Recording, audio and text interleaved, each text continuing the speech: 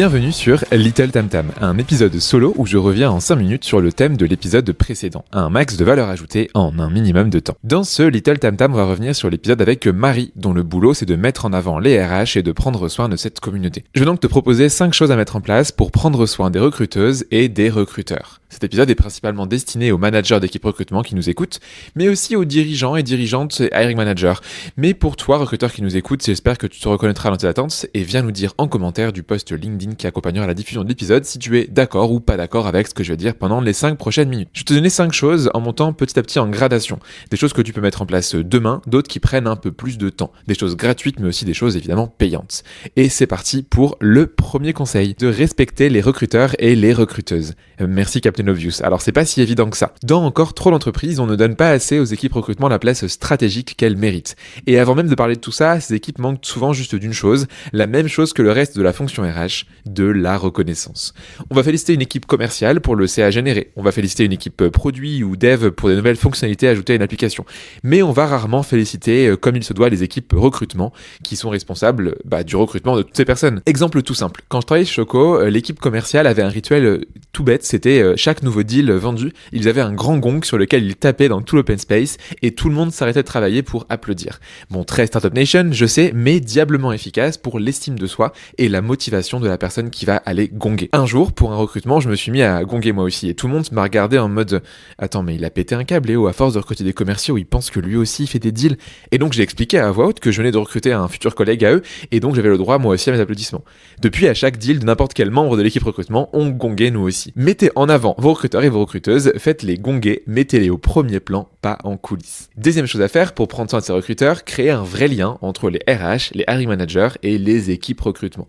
C'est ce trio qui est à l'origine d'un recrutement de qualité. D'abord, le binôme RH et hiring manager qui va identifier l'existence d'un besoin, un vrai besoin de recrutement. Pas juste on n'a plus de taf ou bien il y a Jean-Claude qui part, faut le remplacer. Ça ne suffit pas. Ensuite, on a le binôme hiring manager et recruteur qui va affiner le besoin, définir la stratégie du recrutement et gérer le quotidien, le day-to-day du recrutement. Ensuite, on a le trio hiring manager, RH et recruteur qui va créer le meilleur onboarding que le monde n'ait jamais vu, qui va créer une expérience mémorable pour notre nouvel arrivant. Et enfin, le binôme RH et hiring manager qui va gérer le quotidien du lien entre le nouveau salarié et l'entreprise jusqu'à ce que cette personne quitte la boîte des années plus tard. Ce trio doit se respecter, se parler, s'écouter et planifier ensemble tout changement stratégique de méthodologie et d'outils. C'est ce qui fera le succès ou l'échec d'un recrutement. Vous voulez mettre en place un rituel pour ça très simple. Une réunion mensuelle avec ce trio magique permettra de s'aligner sur les sujets stratégiques, de prendre de la hauteur et aussi se féliciter aussi, dire que on a bien réussi. Donc emportez bien le gong dans la salle de réunion. Troisième conseil, impliquez vos recruteurs et vos recruteuses dans le business. Répétons ensemble en chœur, les équipes recrutement ne sont pas une fonction support. Les équipes recrutement ne sont pas une fonction support. Les équipes recrutement ne sont pas une fonction support. Les pros du recrutement doivent être au cœur du business. Nouvelle offre à lancer, on met l'équipe recrutement dans la boucle pour avoir l'avis sur les profils ciblés, la réalité marché et des personnes en interne qui pourraient évoluer via un recrutement en interne. Codir ou Comex, on met aussi dedans la personne qui gère le recrutement, Head of Talent, Head of Recruitment, directrice recrutement, au même titre que la DRH. La fonction People au complet et donc un binôme mérite bien d'être représenté au même titre que la fonction Finance, Commerce ou Marketing. Une réorg à venir, on met aussi l'équipe recrutement dans la boucle pour imaginer tout ça à plusieurs sans les mettre devant le fait accompli. Si on a en place un rituel de transmission d'informations, comme un meeting mensuel où chaque équipe par exemple présente sur quoi elle travaille, là pareil, on libère du temps pour l'équipe recrutement. Bref, je pense que vous avez compris le topo, on implique les recruteurs et les recruteuses au cœur du business et on les met en avant. Numéro 4, la partie je pense la plus importante, on leur donne les outils dont ils ont besoin pour qu'ils aient les moyens de leurs ambitions. On n'imagine pas un comptable faire un bon boulot sans outils dédiés. On n'imagine pas un commercial closer un max de deals sans CRM efficace comme Salesforce par exemple. On n'imagine pas un profil tech créer l'application du futur sans toute une batterie de logiciels et d'outils. Pourtant, on s'imagine que les équipes recrutement peuvent recruter comme ça, sans rien, avec juste de l'eau et de l'air. Je suis régulièrement choqué car dans les boîtes qu'on forme avec Élise, on en a beaucoup qui n'ont pas d'ATS, beaucoup qui n'ont pas d'outils de sourcing dédiés, beaucoup qui n'ont pas de budget dédié pour se procurer eux-mêmes les outils dont ils ont besoin. Attention, évidemment, ce sera les outils repérés et choisis par les recruteurs et recruteuses eux-mêmes et pas imposés par la direction ou par la DRH.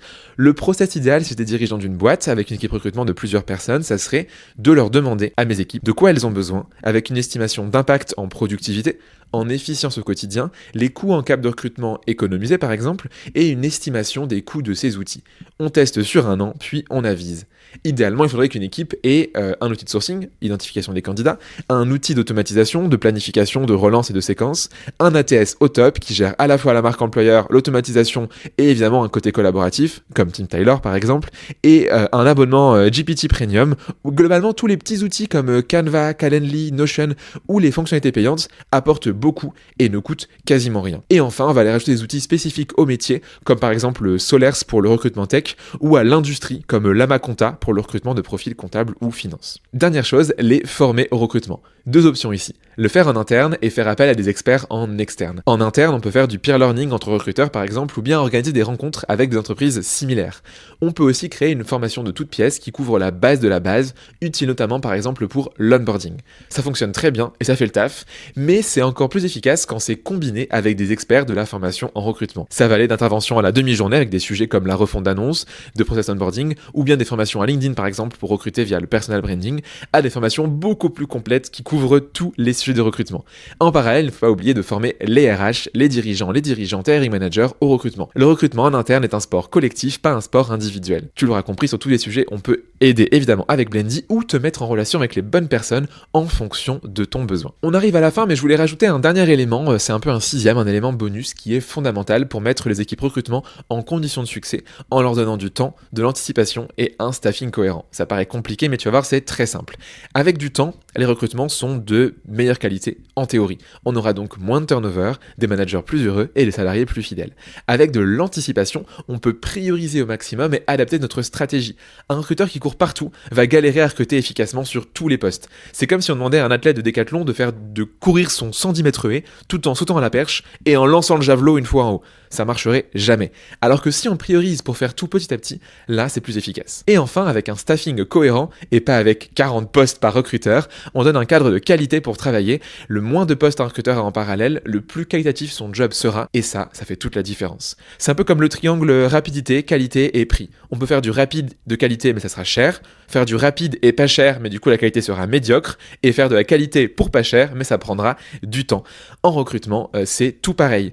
Allez, avec ces 5 conseils plus le conseil bonus, à toi de chérir au maximum tes recruteurs et tes recruteuses, d'en prendre soin, de les pouponner, je t'assure qu'ils seront reconnaissants. Sur ce, je te dis à la semaine prochaine pour un nouvel épisode de Tam Tam.